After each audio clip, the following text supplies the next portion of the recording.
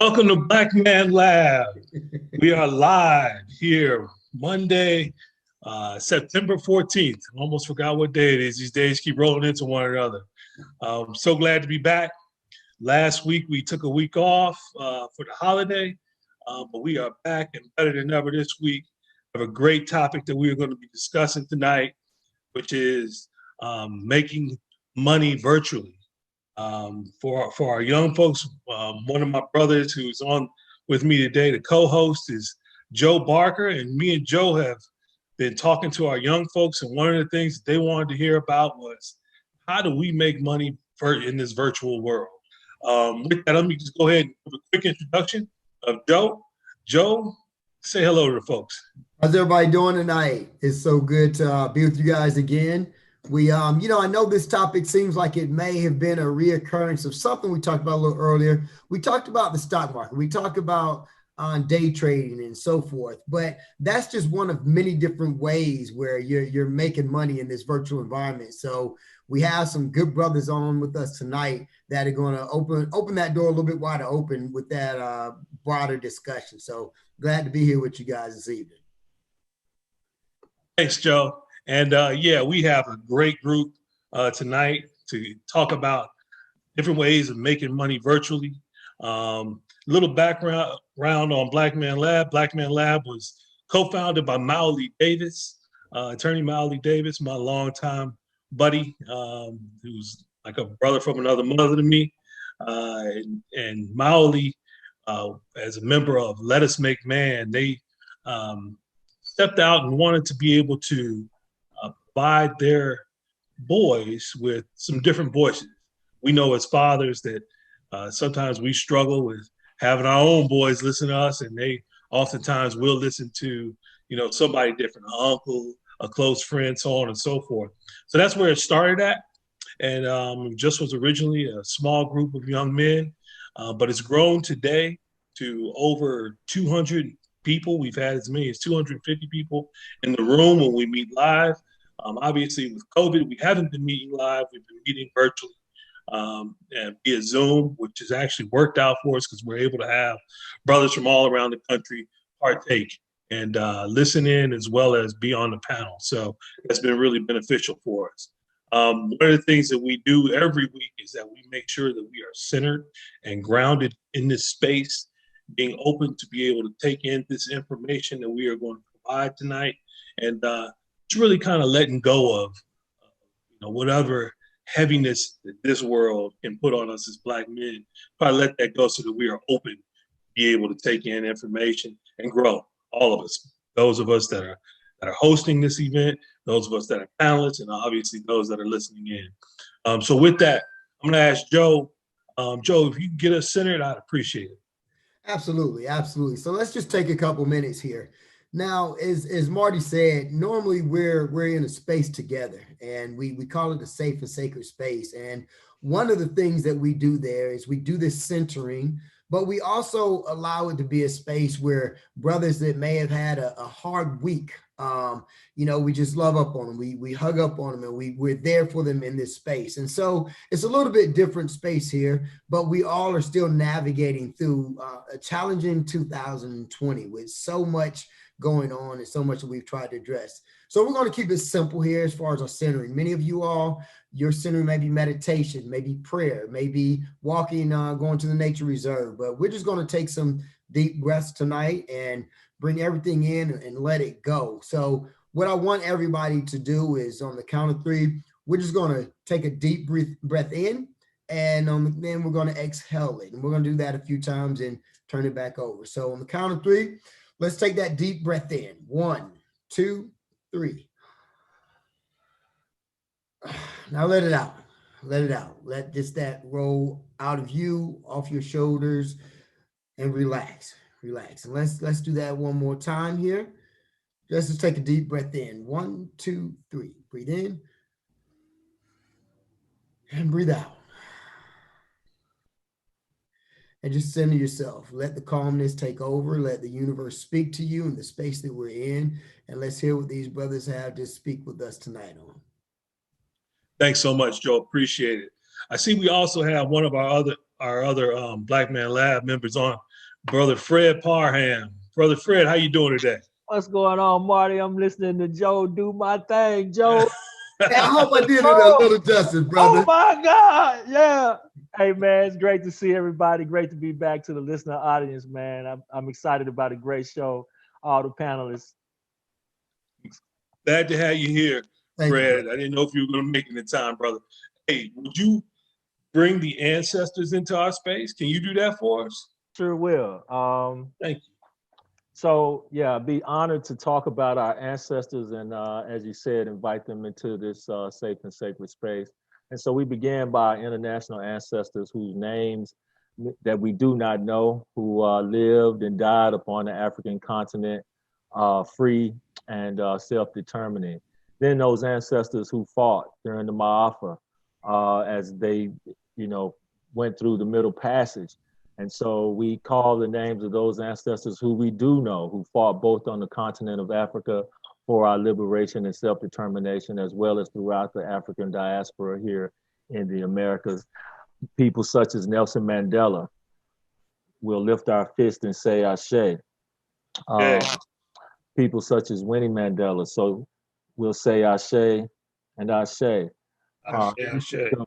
Ancestors whose names that you may know, who were born in the US or in some of our national ancestors.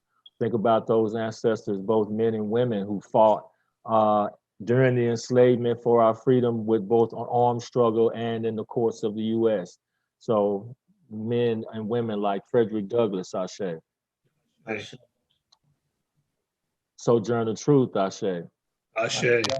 And then those ancestors in our family line, those ancestors who are directly responsible for our presence here tonight, being able to see and hear under this US flag. Those ancestors in our family, please think of those ancestors and call them into this space. And one Ashe. Ashe. And then lastly, for those yet unborn, those Africans who we are working for with this panel and all of the other work that we do in these United States, those young children yet unborn whose dreams that we hold dear to our heart, we say Ashe, Ashe. Ashe, and Ashe. Oh. Ashe. Thank you, Brother Fred. Appreciate that. We know that we are standing on the shoulders of all those that came before us. So it is important for us to acknowledge that and to bring that spirit of those people into this space so that we are open and we are willing to take on this information and continue to grow as a people. So with that, thank you, brothers. Appreciate that. Let's get right into it. I want to introduce our panel tonight and get into our questioning and into the subject matter at hand. So first up, I'm going to just reach out to each of you brothers and you can tell a quick snippet about yourself and what you do, and then we'll get into the questioning. So Brother Cole, can you introduce yourself? Absolutely. Very excited to be on this virtual stage with this great panel. So thank you guys for having me. My name is M. Cole Jones. I am the Managing Director for Rise Ventures, Managing Partner there, as well as the Executive Chairman for Game Breakers. Game Breakers is a collaborative agency crafting the narrative of gaming as a lifestyle. So we amplify pathways for brands, institutions, and individuals to get into the gaming and esports space. Outside of that, I've been a serial entrepreneur and investor as well. But thank you for having me. And appreciate having you here. And that's definitely a space that some of our young folks are very interested in. So glad to have you on the panel. Thank you so much. Absolutely.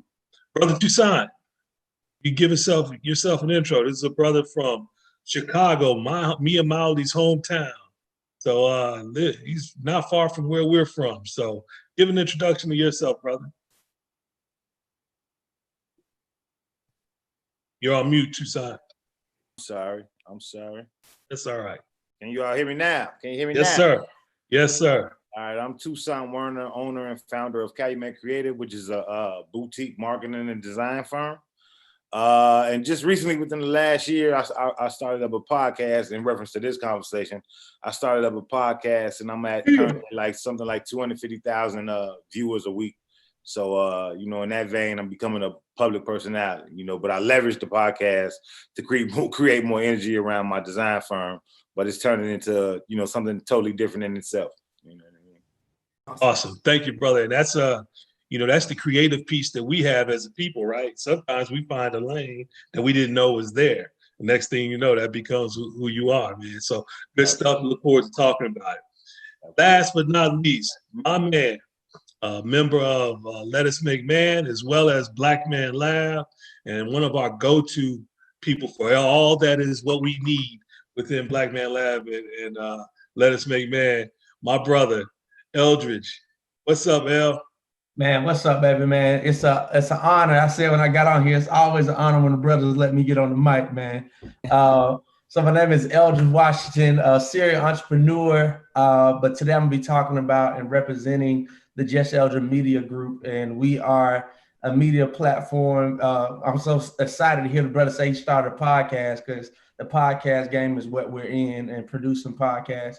I have my own podcast that I have, and I produce about 7 or 12 other shows as well behind the scenes. So super excited about just sharing how Black people more than ever need to use their voice, their story, and their experience to make money online. Good stuff, El. Glad to have you on as a panelist, man. And I trust you, brother. I know you won't say anything too crazy. That's what L's thing is. He always worries about, man, I don't want to say something that's going to put somebody off or anything, but we know we got you in a good space, brother. We good. So thanks for being here, man. I see that my brother, Miley Davis, is here. Miley, you want to jump on and say a quick word before we get started, brother? Man, just excited to see you, brothers. Excited to hear from you.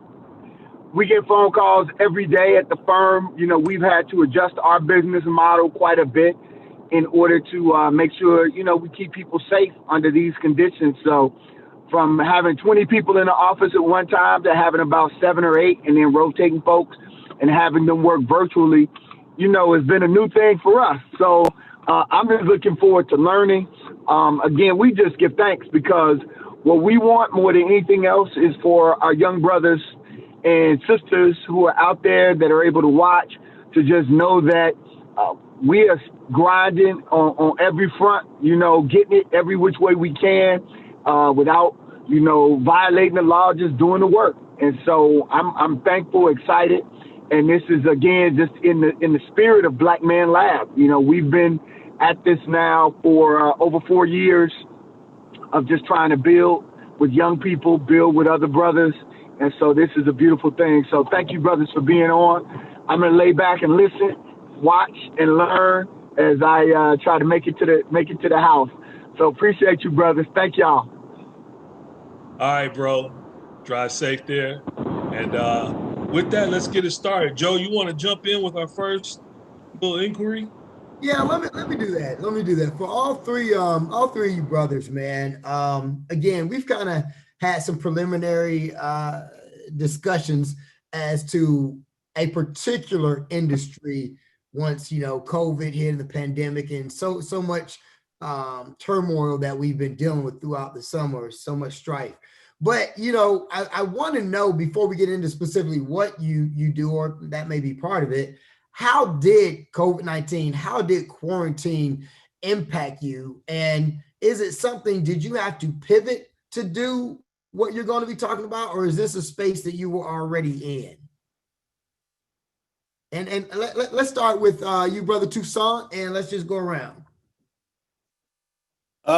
It was kind of a both and for me, right? One, like I said, I started the podcast kind of to promote what I was doing professionally anyway.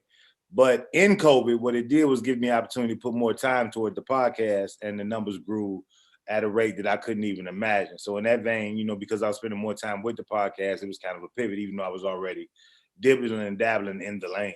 You know what I mean?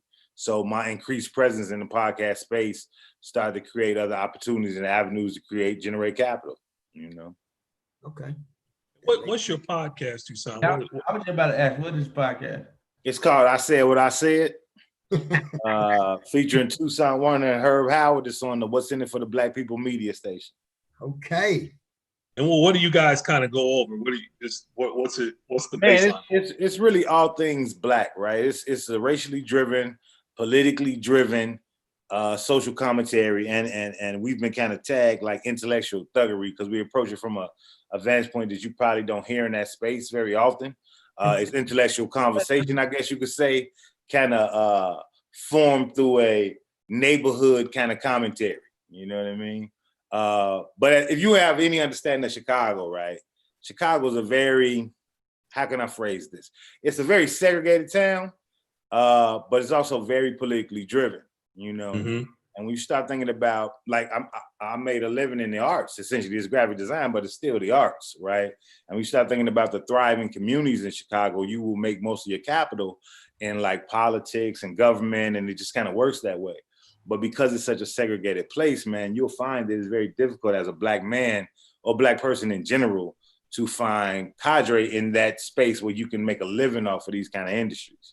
You know, if I'm being honest, it might be two brothers in the space that are eating, that are really living off of design and art. So, you know, you just got to be more creative and find ways to force the hands, the powers that be to open the door. And we start thinking about the levels of segregation in the city. When you start thinking about just the energy of race right now nationally, right? If you can push the needle specifically in regards to a government-driven town, are they gonna come talk to you? You know, so contracts started opening up immediately. Like, even though I'm talking about the podcast from a digital space, it started opening up contracts with government. It started opening up doors for me to do more contracts with government. So even though I was using the podcast, it translated in different spaces. No. Good stuff. You name the platform you said you on again? What's in it for the Black People media? All right. Eldredge, I know you immediately looking that up, aren't you, bro? Know that. Nah, I love it because, you know, are you exclusively on that platform? We're leveraging all the other digital, you know, networks like Facebook or Instagram and all that type of stuff too. Yeah, but it's also got some terrestrial airplay as well. perfect. I love it. I'm on it. Great stuff, Toussaint. Appreciate that. We'll get even deeper into that as well, I'm sure. Brother Cole. Yes. Cool. Yeah. So for me, it's a both and situation as well. So with Rise Ventures, basically Rise is an acronym for Reimagine Innovation in Sports and Entertainment. Part of our business model is that we leverage sports venues to generate deal flow for our partners, but also for us to look at making investments in companies. So, for example, in the Mercedes-Benz Stadium, we have a fill-over suite that we program and activate game day and non-game day. Very different model, but most of your sports venues are trying to figure out how to be a destination 365. So, of course, you know, we're getting ready for Final Four, excited. The client work is building up. It was going to be a great quarter for us. So we scaled up our resources on the front end, and then COVID came in the back end, right? Look, they got a nice suite, y'all. They got that big boy. That big boy. We may have to host from there one day. Oh, absolutely. Right. So basically, anything involving the sports venues are really just up in the air. A lot of changes with our proximity so close to the field. Basically, our suite isn't available at all for the season, no matter what. So they can move us around, but when you have the best seat in the house, you just So on that side of the business, we were impacted, but we already started talking about ways to diversify the business model, you know, pre-COVID. So some of the things that we've done were as early as 2016, 2017, started paying more close attention to the esports and gaming landscape. So back in 2008, 2009, I opened up the first gaming center at a major theme park at Kings Dominion, you know. And then with my corporate innovation firm in 2013, we built a gaming platform for AT&T valued at north of 30 million. So I was always close to the gaming space, so things just kind of came back full circle.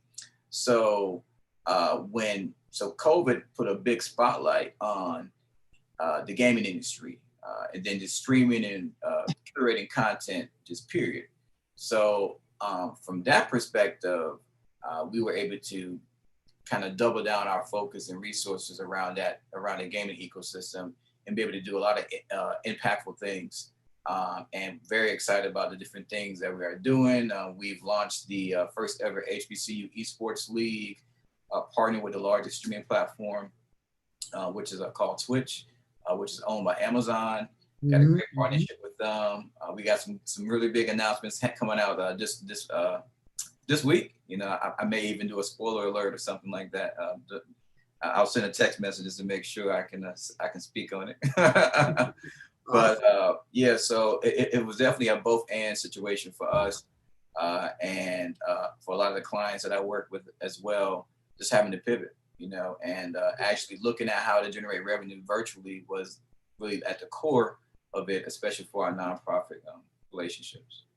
Appreciate that, Brother Cole. Appreciate that. Very, very much. Good stuff. And that's I'm sure going to be a common theme as you talk about the both and, right? Yeah. Is that pivot piece. You know, you see your business going in one direction, you kind of have a plan, and then something like COVID comes out of the blue that you had no clue about. And so now it's like, well, I can't just throw it away. I got to figure out a different way to get it done. And that's really what this is about. You really want to make sure that we are letting people know, allow your creativity, especially us as Black folks. We have had creativity be a part of our DNA because it's had to be, right?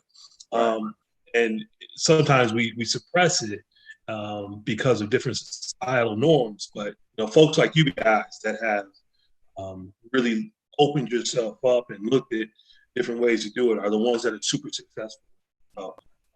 Again, great stuff, brother, and really want to dig deeper into that as well. Eldredge. Yeah, man. So I keep the thing going both and, but it's a little different in the sense of when COVID hit, because I also do business consulting as well. I consult with a lot of small businesses, nonprofits. You all know that on just brand strategies and helping really people translate their brands from an offline to an online experience.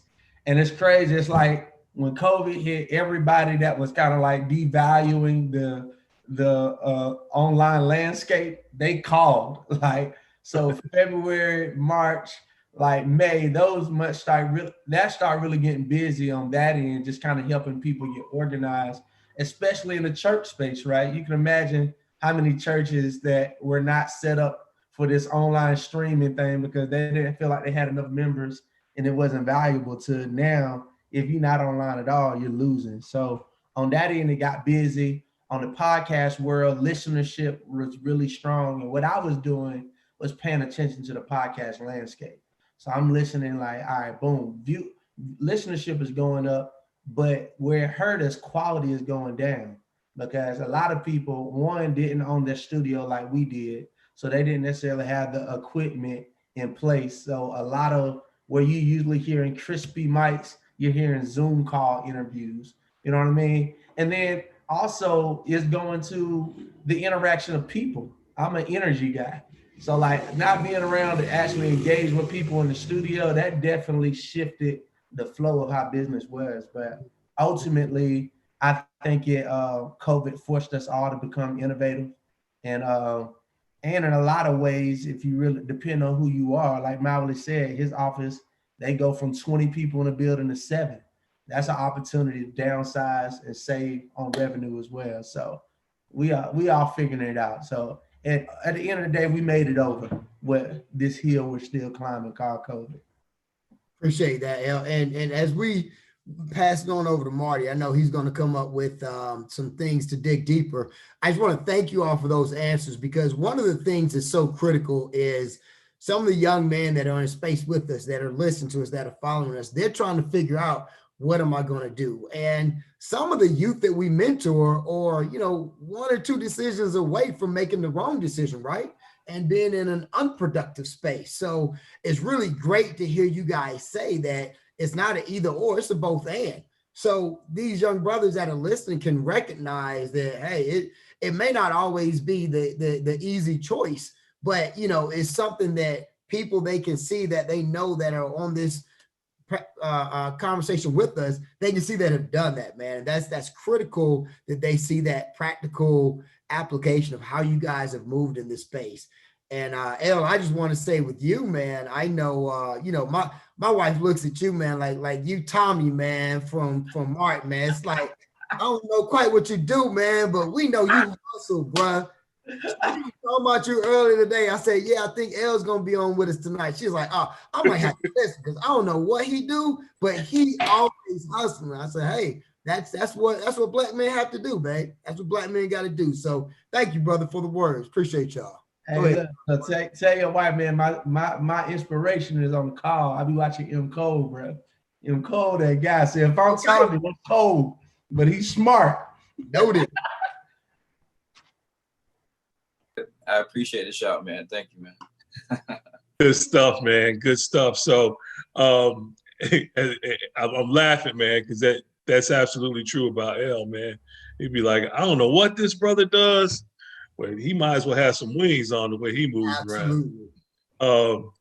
Anyway, what I want to dig into, guys, a little bit is where did you start at? What was your original plan, and what transformed you to get to where you are? It's I think very important for us to have that kind of a conversation around what was your original thoughts. What did you think that you were going to do professionally early on, and what got you to where you are today? And I'll start with you, brother Toussaint. My original plan was to live off the land like Jesus. You know what I mean? That was my original hope. But amen. Yeah, but I think I came up under an entrepreneur. My father was an entrepreneur. So, I knew what that looked like from a financial space, and I kind of was against it early on in life. So I took on a job immediately after college.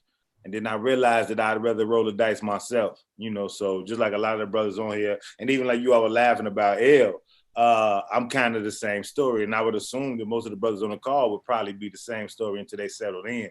And based on, the changing of the times, like we're legitimately a different demographic, right? The internet was invented in our lifetimes, right? So the world is shifting, you know what I mean? And it's shifting again as we currently talking, right? We're moving into a space of artificial intelligence. So if you're not adjusting, you're getting left behind. It just kind of is what it is. There's no other realm to operate in. You have to adjust all the time or you will get left behind. We're in a presidential election cycle, and I remember doing the primaries. The Asian brother Yang that was on the stage was talking about in basic income, right? Universal basic income. And it was amazing to me how many people thought that was just an absurd idea. But if you understand the digital landscape, you better start considering those kind of concepts, because where people are traditionally used to making capital in, those fields are being eaten up. They already don't exist. You go to the grocery store, there's a self-checkout line. That's, whether you look at it as such or not, it's still artificial intelligence, right? It's a job gone that usually, supplements our community.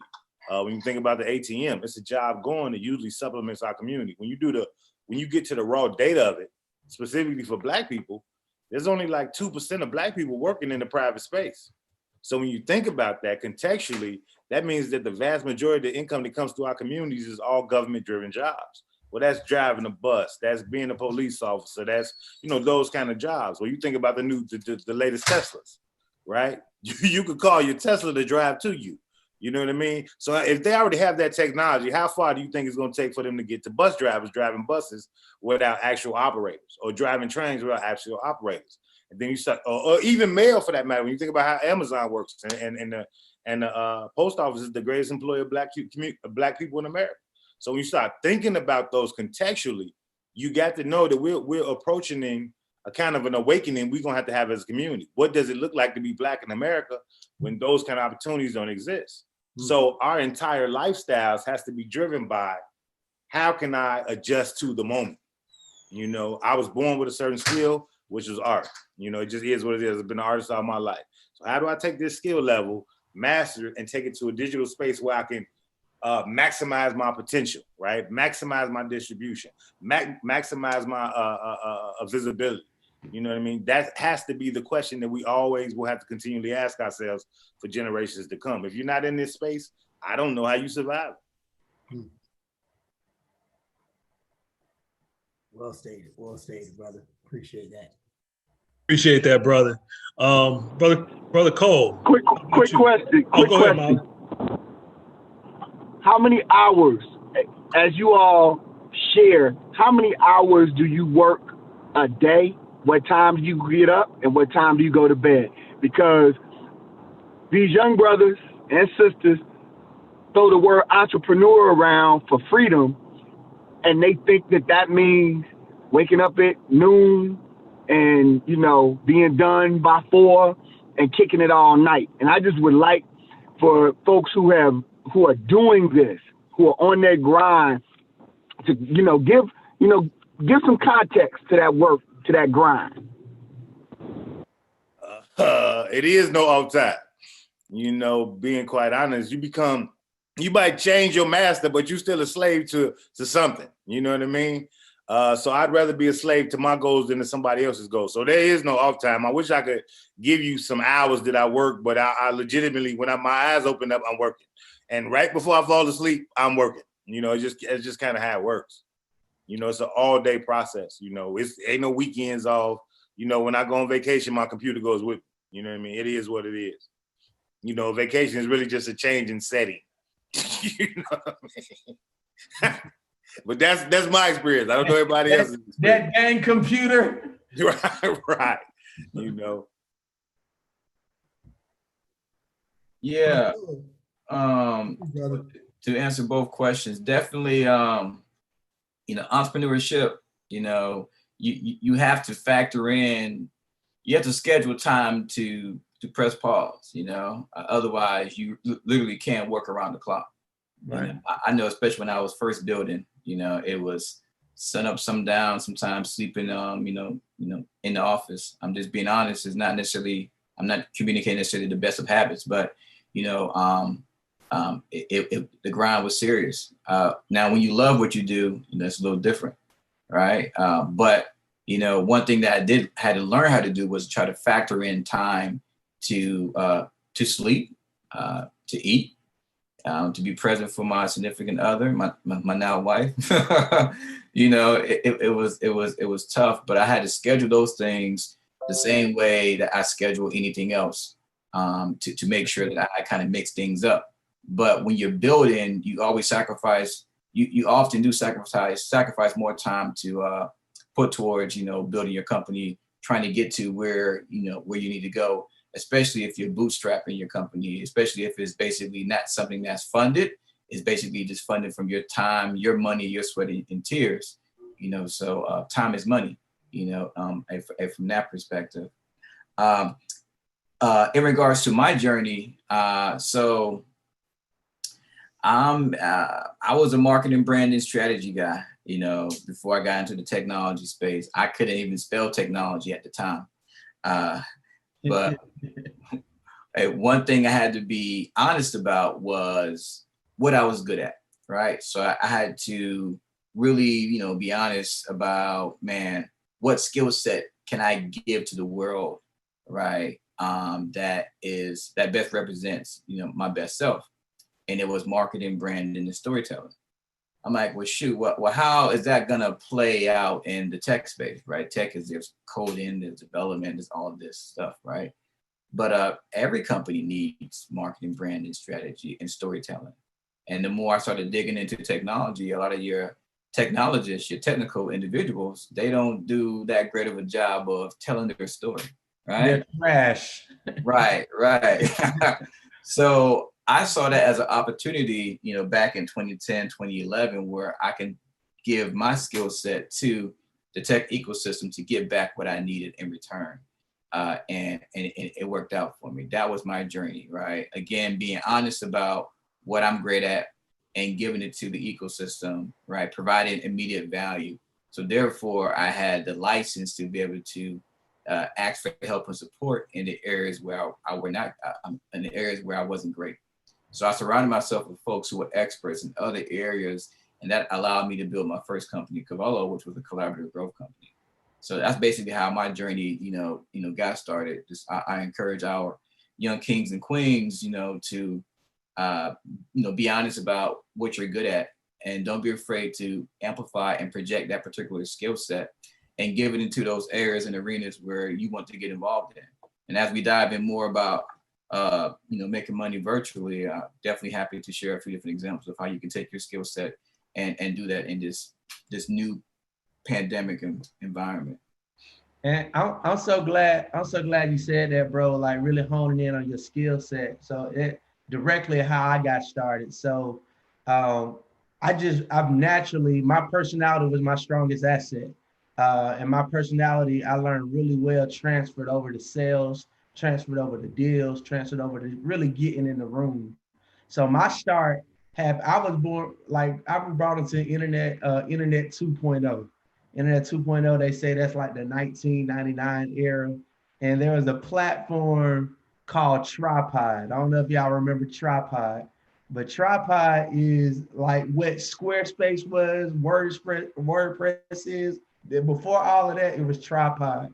And I had a cousin, this dude was just super smart, super good at just building websites. And like, I was like, bro, let's do it. Let's just sell some. And I remember us trying to sell my dad. Like we tried to sell my dad a website, and we went in asking. So we agreed that we were gonna ask for like $300 for this website. But I was inspired, I got excited. I got in a meeting, I asked my dad for $3,000. And of course he said no. But first lesson to my entrepreneurs that's out there, do not be afraid to ask for the money now. Ask for the money early, ask for it now, because if you go through your life waiting, you'll realize, because once I did start making money, I realized I could have been asking for it a lot earlier than I actually started. So the internet is where I first got started, just building websites and stuff like that. So it's right now, it's a lot of young people right now. And I work with a lot of kids in schools, and this kid with 20,000, 10,000, 50,000 followers, and they broke. I'm like, bro, do you know that's a check right there? There's a book written by Brittany Hennessy. I want y'all to check it out. Brittany Hennessy like to drink, and the book is called Influencer, Building Your Personal Brand in the Age of Social Media. In that book, what she does, she just breaks down how, like, her job is literally writing 6-figure checks to Instagram models. All the people that be wondering how Instagram models get paid, it's because of this sister. I flew her in from New York, and we had a workshop at the Gathering Spot before the pandemic hit. But she just breaks down how you get paid for giving people attention. There are business owners out there that want to put their brand in front of other people, and they don't know how. There's business owners that don't know how to use Facebook, don't know how to use Instagram, things that are coming natural to y'all. So go call some business owners up. Like, show them how to do it. Show them how to engage, how to get involved. So for me, how I got involved, I just realized I seen the internet coming. I seen social media. This is when I knew social media was about to be serious, because I remember they were trying to play it like it was all like just a kid thing. But then I seen McDonald's make a Twitter page. Then I seen Walmart make a Twitter page. And I'm like, why are these big companies making this if this is supposed to be a child's thing? And that right there was the only thing I needed to see, that this was about to be bigger than what people thought it was. And now the internet, back in the day when we used to want to get somebody quote, we would put microphones in front of them. What do we do now? We read their Twitter. The Twitter is the new press conference. So it's just like, I'm just telling the young people, man, get started with what you have. You don't got to have all the podcast equipment right now. You ain't got to have a whole e-gaming system. You got a social media page, and it's a business owner that want to sell their product to your audience. Try it. That's my advice right there. And that's how I got started. I think there's some good gems there, Eldredge. First and foremost, ask for the money, right? That's a big issue that we have as a people, is that, well, I'm not there yet. I don't have enough people that want to back me. Well, you'll never know if you don't ask, right? That's one piece of it. But the other one is, for these young folks, there's so many that are out there, of you that are out there that are having some following, or you want to have some following, but then even if you do, what are you doing, right? And that's a big piece of what I wanted to get into too, is that there's these young folks that are getting these followings, but not necessarily doing anything with them. Brother Toussaint, you kind of, like you said, transferred over into this podcast world, and that's a perfect example, right? You said you had how many followers now? We're doing something like 250,000 views a week. Wow. And so that translates for you, right, into some sort of monetary piece. Mm-hmm. And that's the piece that we want to get to, right? So what does that look like? And all three of you guys, I'm sure, can answer that. What does that look like from having people to look at you on your podcast or whatever your social media is, to becoming dollars? You're able to monetize the platform, because essentially what it is marketing, right? It just breaks down to marketing, right? So imaging and messaging dictates behavior. That's just what it is. So there's not a company in existence that doesn't want a piece of that. If you can dictate or influence, like the author of the book that the brother was talking about, if you can influence behavior, then every company that's in existence wants a piece of that. So they'll pay you for it. It really breaks down that simply. But even before I got into the digital space per se, as a graphic artist, when you start thinking about your main employee, it is marketing companies. You know what I mean? And from that vantage point, you understand that, like I said a minute ago, the imaging and messaging dictates behavior. So in a lot of ways, man, when I think about specifically young people who have this wealth of influence in those social media spaces, I kind of wonder how they're leveraging it. Right. And it's not just in regards to like money. And even for those people who do leverage it for money, we all should start to question how they leverage it. Right. Because what we got to understand is that the digital space in a lot of ways, it takes away, well, the product becomes the person. Right. You become a product, essentially. You know what I mean? And there has to be some level of compassion attached to that, because if it's just money driven, and we know, like, a lot of people don't fully grasp marketing, and marketing is a science, you know what I mean? If we don't really pay attention to the compassion part, we become drones to the computer. We become slaves to the computer. We become slaves to the digital space. So I get why we're here, right? And in a lot of ways, what we're trying to push is that here's an opportunity to make capital, right? You need capital to survive. But I also want to, specifically when speaking to young people, man, there's a moral clause that we got to put into the conversation, specifically for the new generations coming up. And again, I'm from Chicago, right? And, we all know the brand of Chicago, right? If you're outside Chicago, you definitely have a certain view of what the brand of Chicago is, right? And in that media space right now, specifically that social media space, and specifically that youth space, drill music is a very popular form of music. And drill music was crafted and composed right here, a couple blocks away from my house, and outside of Chicago, we might see drill music as just a genre. But inside Chicago, that they're leveraging social media to sell concepts that are attached to death and murder. That's just true. You know what I mean? The storylines are played out like soap operas on social media. And they're making a lot of money from it. Yeah, I hate to say that, but it's true. You know what I mean? So there has to be some level. It just can't be about, if we're going to influence somebody, let's influence them to do something worthwhile. Even more worthwhile than making money. Because legitimately, you can see that the world is shifting. And if you are a major player in this position, you have the power to shift the world. Let's influence to do that. So it's just something I thought about as we was having this conversation, because everybody's kind of honing in on how to profit, right? And how to profit is great, right? But there has to be a moral attachment to that, because profit isn't good enough. You know what I mean? Again, like I said, these young boys are profiting. They are. They're young boys that are not over 25 years old, walking around with millions of dollars, hundreds of thousands of dollars, but they're selling death. but they're using the digital space to do it. Sure, and that's an excellent point to kind of part of what we do here at Black Man Lab. We deal with professional development and then self-development, right, as well. And I'm glad you brought that up because what we ultimately want to see, everybody wants to make money. We get that. Everybody wants to be happy making their money. We get that.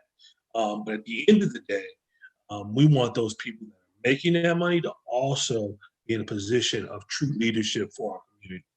And what you're talking about right there is, people that are making some money, but are they leading anything? Absolutely. Right. We can be honest and say that.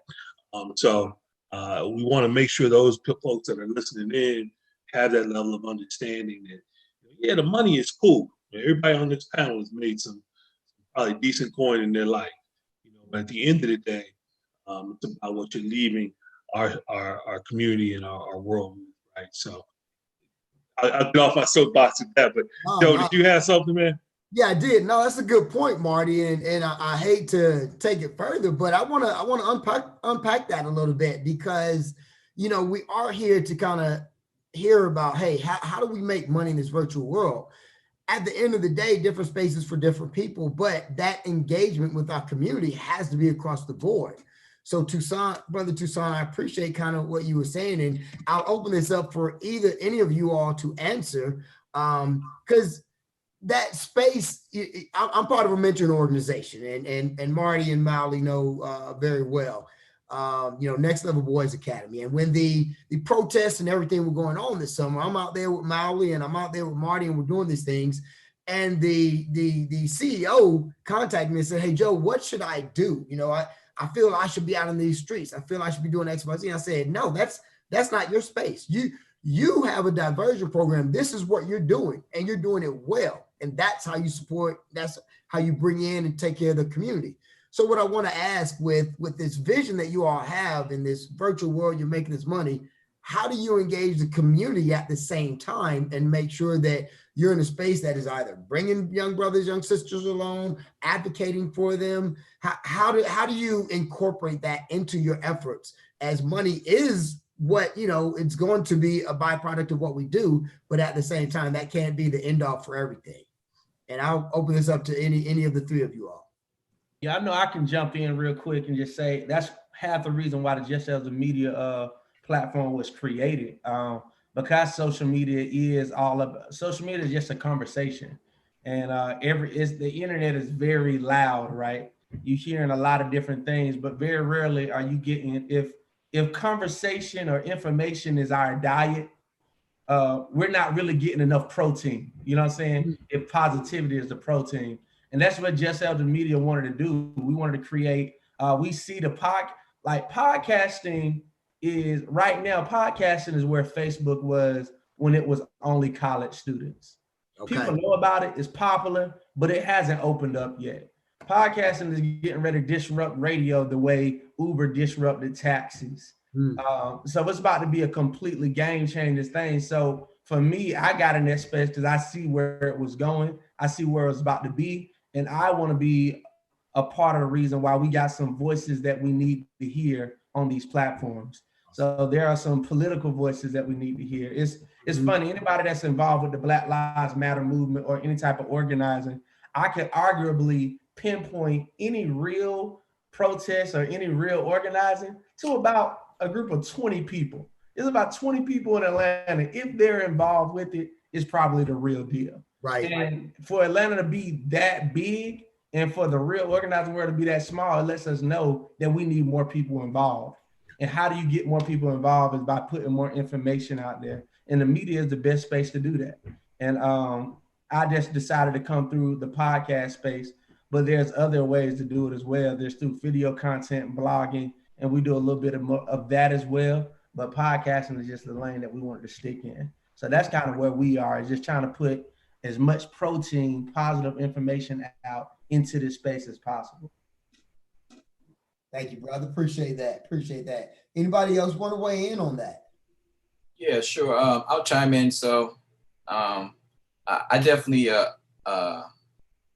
agree in all the points my good brother mentioned. When you think about esports and gaming, there is no esports and gaming without the community at all. You have to be a part of the community. You have to build the community. Even with my previous experience from 2008 and 2013, I still made sure that I cultivated relationships with the, industry leaders within the space, before I tried to do the things that I wanted to do, right? Because that particular community is so grassroots that you come in the wrong way, they will cancel you. The esports and gaming community is not driven by commas and zeros. It's about just having a great time. Now, of course, you do have some of the challenges, in the industry, but at its core, it's very community driven, so when you think about, monetizing that, you have to be consistent with your gameplay. And there's different ways that you can actually gameplay within the within esports and gaming.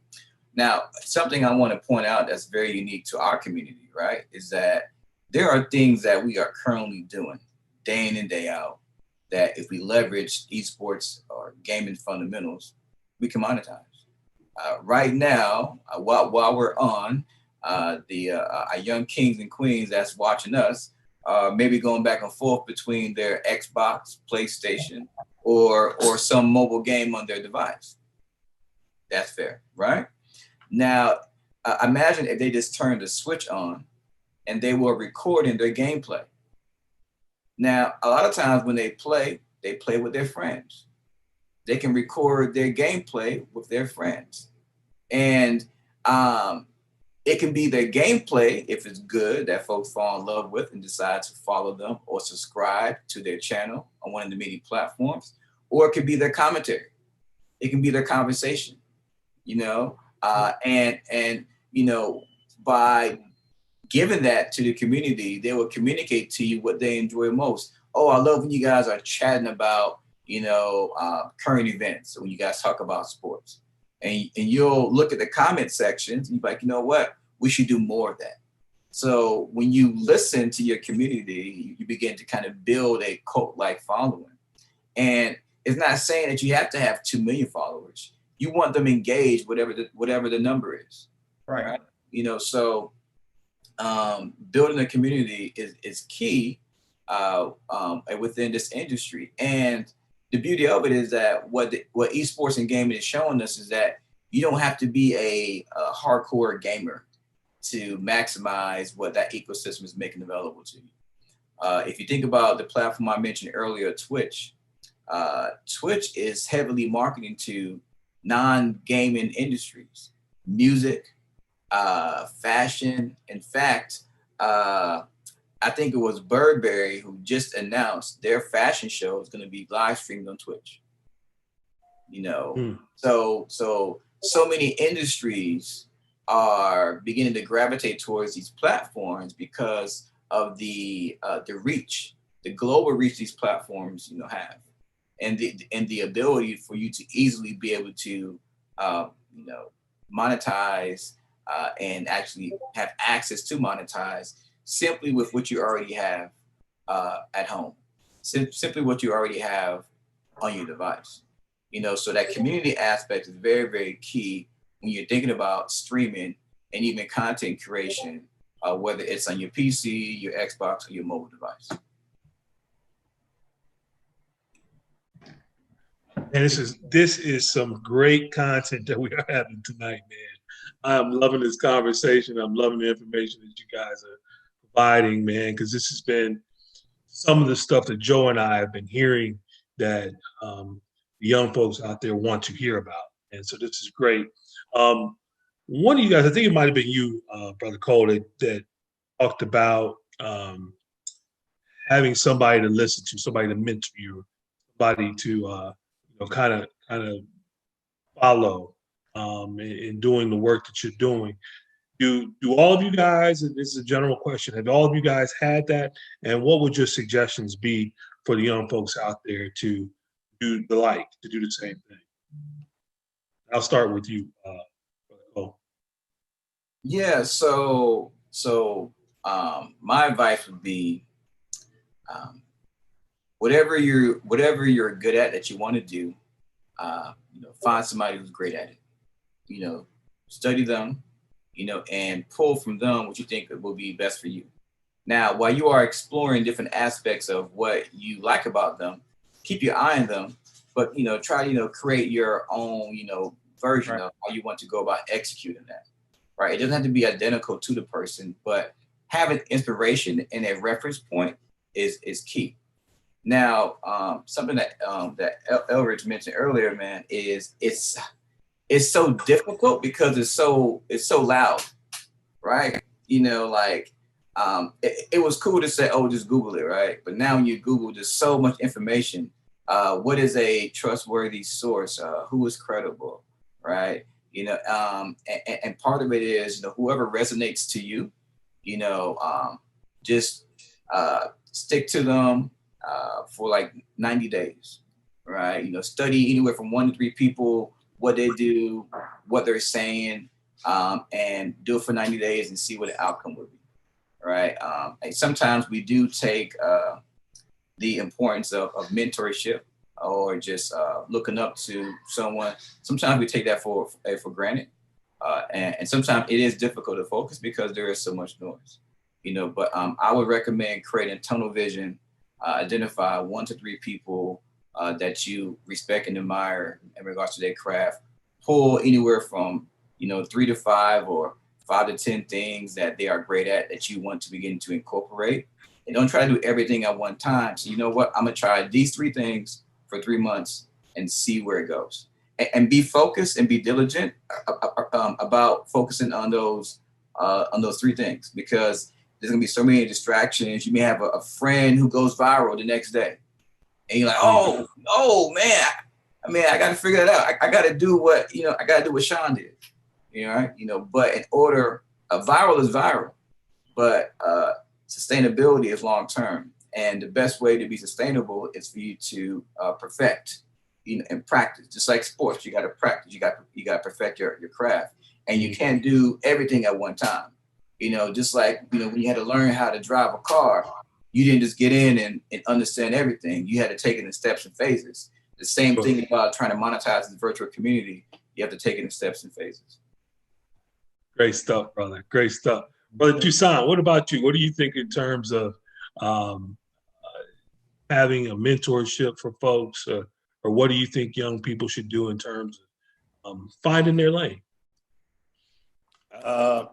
I think the importance of a mentor is invaluable, right? I'm 44 years old, and I still seek information from brothers that are older than me and that tread different paths. It's just part of the nature of being human, specifically of being human and male, I think, But in regards to all the brothers that said the space is so loud, in a lot of ways, I think that's the value, right? I think in chaos, there lies opportunity. I was just having this conversation with a friend of mine about myself. In most people's eyes, I am seen as radical. 10 years, this radical voice wouldn't have had a platform where people would have wanted to hear it, right? I didn't change for the world changed to fit for me, right? But say it again, brother. The thing about it is I stayed consistent and true to myself. You know what I mean? So 10 years ago, people were sitting a conversation within the garage or a living room, be like, man, you out your mind, right? 10 years later, it's like, man, that's genius. That's brilliant. But I stayed the course. You know what I mean? I got a friend that's a Morehouse grad, right? And again, I said I'm 44, so to get some context to age. But at the time that he was at Morehouse, him and a couple of my other partners were like the most popular rap group in all of Atlanta, even including Outkast, right? Maybe more than 10 years ago, 20 years, because that's college for us, right? But there's a video of him having a party, and all of the Atlanta celebrities that are now celebrities, that weren't celebrities at that time, were looking up to them. You can see it in the video. You can see the admiration for these guys in the video, but they didn't stay consistent. Now everybody knows who Outkast is, right? Gucci Mane was in the video. They was laughing at Gucci Mane. But everybody knows who Gucci Mane is. And I'm not saying that product itself is a product that I would align myself with in regards to like Gucci. That's just not my thing. But his consistency eventually paid off.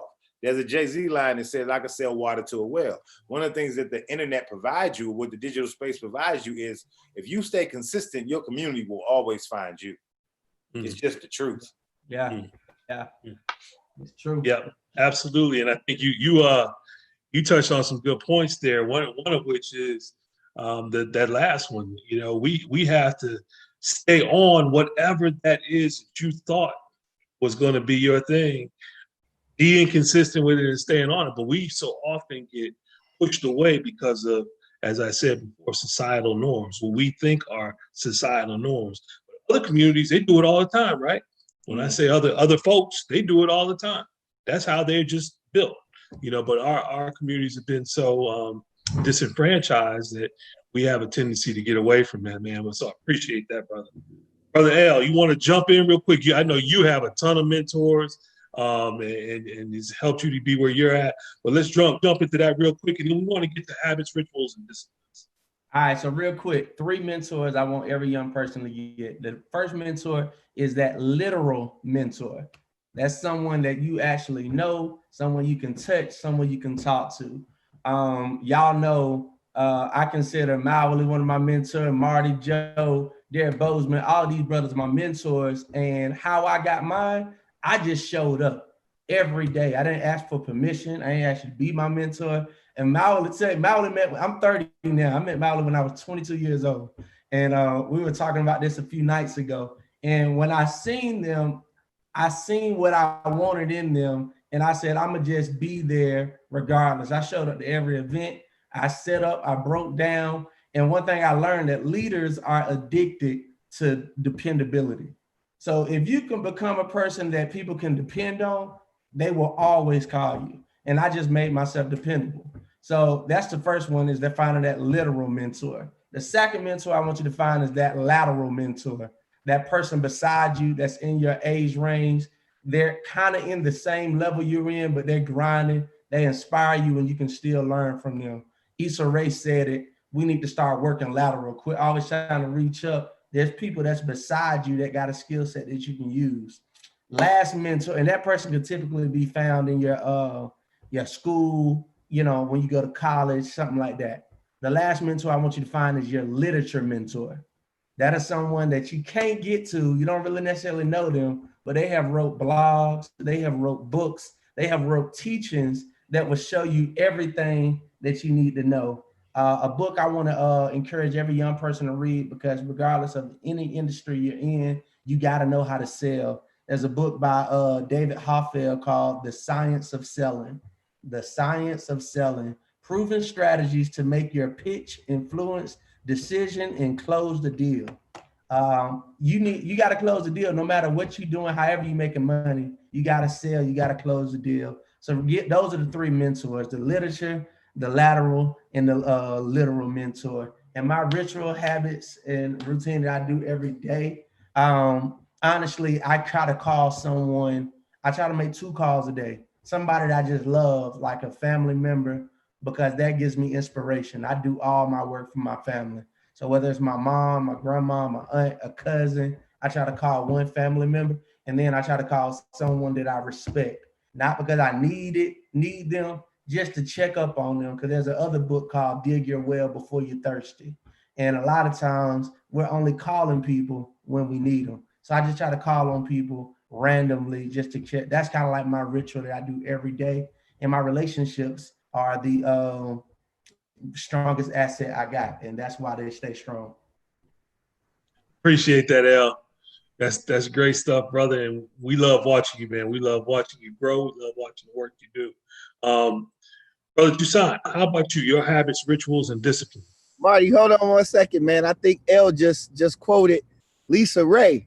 I think she used to have it in for him back a couple years ago. He tried to get on Twitter and do too much, and she had to blaze him.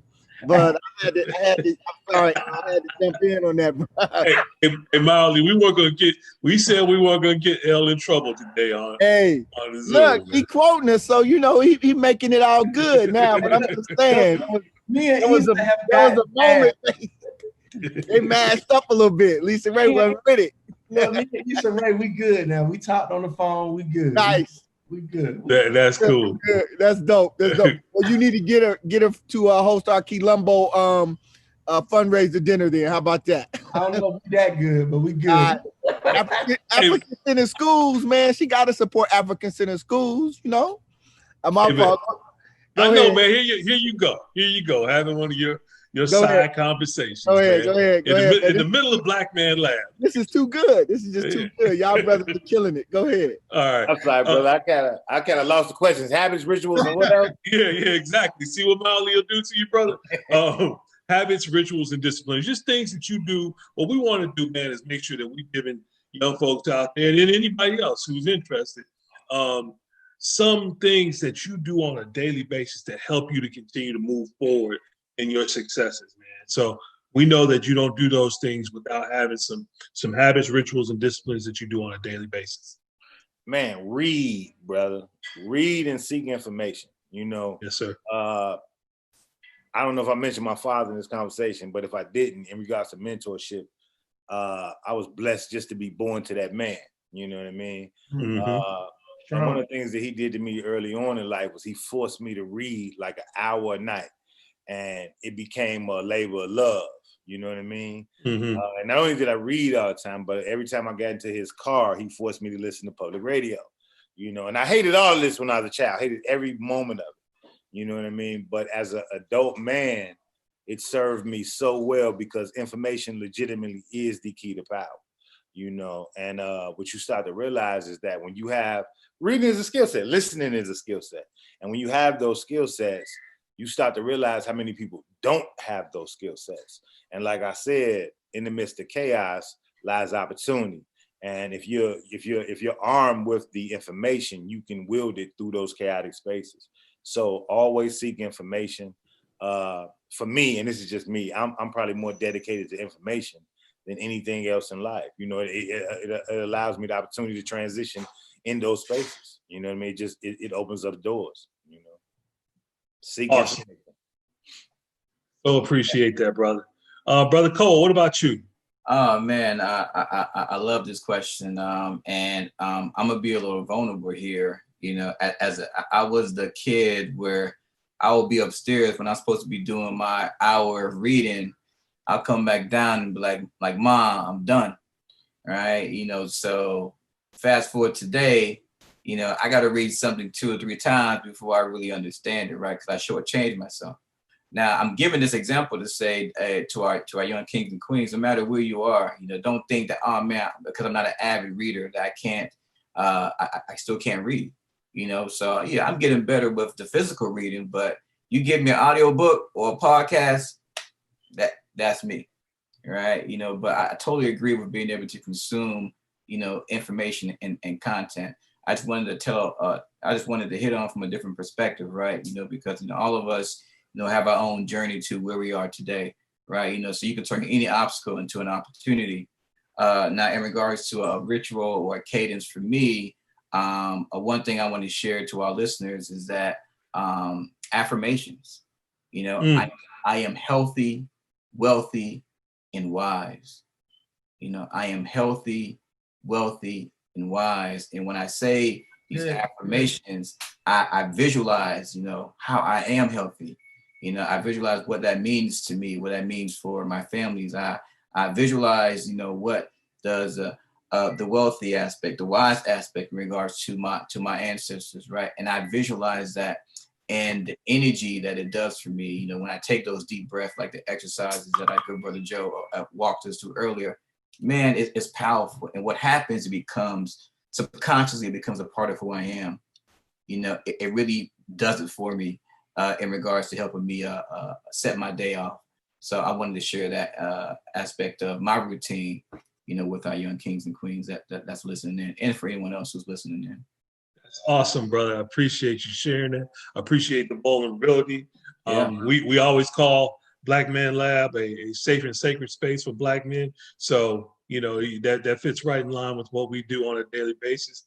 Love that you talked about, you know, the affirmations. We actually have, Black Man Lab has a affirmation that we recorded, a bunch of brothers doing affirmations because we believe. I'm about to post it right now. That's awesome. because we believe in it so much. We believe in, making sure that we are actually saying those things to empower ourselves, man. Listen, we are over time already, and we are going to close out here. I just want to thank you guys so much for this powerful session that we had tonight. We talked about a lot of things. There's some commonalities there that I think that we may have to bring you all back in on for another session. One of which is we talked about selling, how we sell ourselves, because that's a very important piece of business that you do no matter what. You are doing that, right? You have to sell yourself. And so often we hear that word selling and it has a negative connotation to it. But I think it was you, Brother Toussaint, who said that it's skill, right? It's something that, you have to have a learned way of doing it. So we should probably talk about that as well on another session. I want you all also to know that we do have some young folks out there that have been listening and learning. I know we got a couple of young brothers that are listening, a brother by the name of Thurgood Johnson and his little brother, Langston. These guys are 13 and 6 years old and getting all this knowledge, and they listen on a regular basis. So I want you to know that you are being heard, and those words mean a lot to these young fellows, man. So thank you. With that, I'm going to bring Brother Mowley in to wrap us up.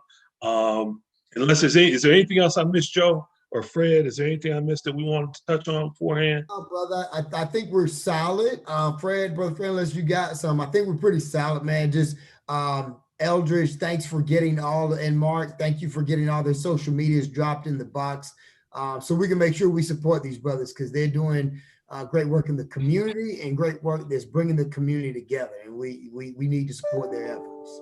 Absolutely. Thank you again, brothers. Brother Mowley is going to wrap us up with, we have a tradition that we do at the end of every Black Man Lab when we're in person. We get together as a group and do it. And I'll let him go ahead and explain it. But I feel it tonight for sure. So Mowley, if you could go ahead. Trying to let this train pass, man. I live like in the city, you know what I'm saying? So the train is just rolling past, man. So that's weird, bro. We hear you. Brothers, loud and clear though, brother. Brothers, man, tonight was powerful, and I put it in the thread, but I just want to say this to you all, Brother Toussaint. I'm originally from the South Side, Jeffrey Manor, and M. Cole, man. I've been, digging you through my man Courtney for a minute, and then L, you baby bruh here. So the three of you brothers, man, just really did something tonight that it's what we've been looking for. The content, the energy, it was just all right. I'm gonna do my best once we get this up on YouTube, do the little edits or whatever we're gonna do. I'm gonna do my best, man, for us to show this over and over again and get it out, because the whole world, all our young people need to see this, hear this, man, because you all just connected so many dots. With that, we had a queen mother, Injiri Alghani, who was here in Atlanta, who would close out all of our meetings, whether it was a reparations meeting, whether it was a meeting for Cobra, a meeting in the community. We would close out and she would have us hold hands, or what the brothers did is that we link arms. So we're just gonna take everybody off, everybody come off of mute so we can do this together, man. We wanna link arms. Virtually, we link your arms. And if you would repeat after me, I am a link in this chain. I am a link in this chain. And it won't break here. And it won't break here. I am a link in this chain. I am a link in this chain. And it won't break here. And it won't break here. We are links in this chain. We are links in this chain. And we won't break here. And we won't break here. Ashe. Ashe. Man, thank you, brothers, again. Man, great job. Can't thank you enough. We look forward to getting you back on again in the near future, man, because the information that you all dropped was just priceless. Thank you so much. Appreciate you. Man. Brothers, go vote, man. If you're listening, vote. Vote. Vote.